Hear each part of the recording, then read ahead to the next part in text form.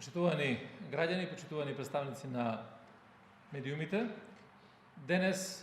Социјалдемократскиот сојуз на Македонија и коалицијата повторно го поднесуваме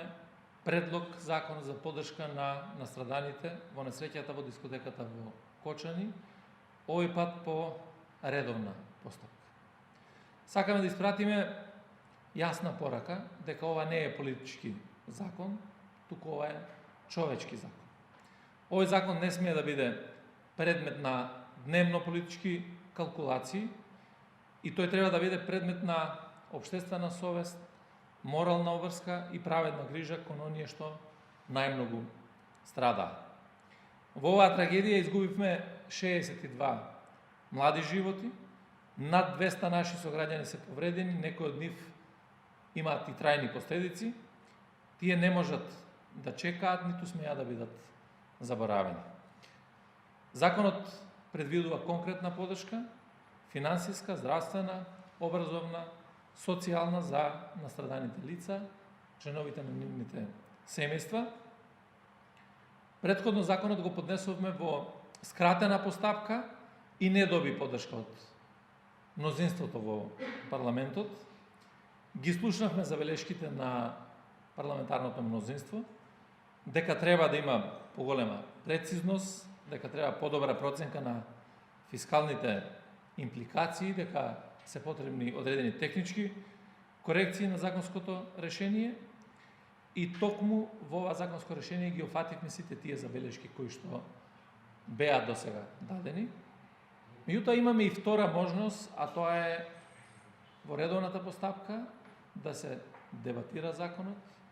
да се поправи, да се доуреди, доколку за тоа има потреба во амандманската работа. Инаку исто овој предлог закон предвидува за семејствата на починатите да им се даде надомест од 80.000 евра, додека пак сите оние кои што се со повреди, зависно од степенот на инвалидитетот, да се одреди сумата, односно е одредена сумата која што треба да ја добијат и во суштина практично се олеснува пристапот до институциите за здравствена, за социјална, психолошка и секаква друга поддршка која што ќе им треба, трудова и така натаму на семејствата, и на овој начин да овозможиме да не се губи време преку системот, туку на еден консолидиран начин да можеме да помогнеме на овие семејства и да покажеме дека навистина сме солидарни и дека можеме да излеземе во пресрет. Секако прифативме тоа што требаше да биде поправено, меѓутоа не можеме да прифатиме една работа, а тоа е одложувањето и игнорирањето на овој проблем, затоа што веќе неколку месеци по несреќата не можат луѓето да чекаат без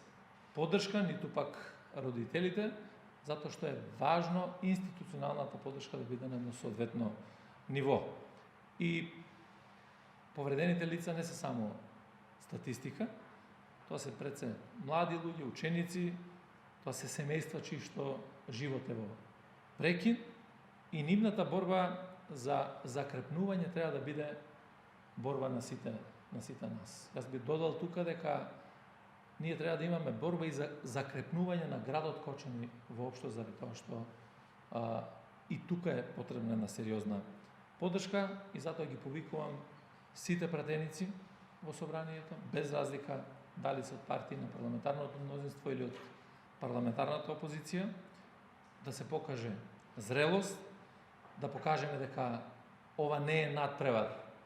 помеѓу партиите, туку дека е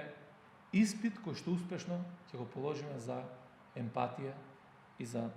хуманост и да покажеме дека пред се сме луѓе и дека знаеме да бидеме луѓе во тешки моменти и тогаш кога е потребна поддршка на сите. Благодарам.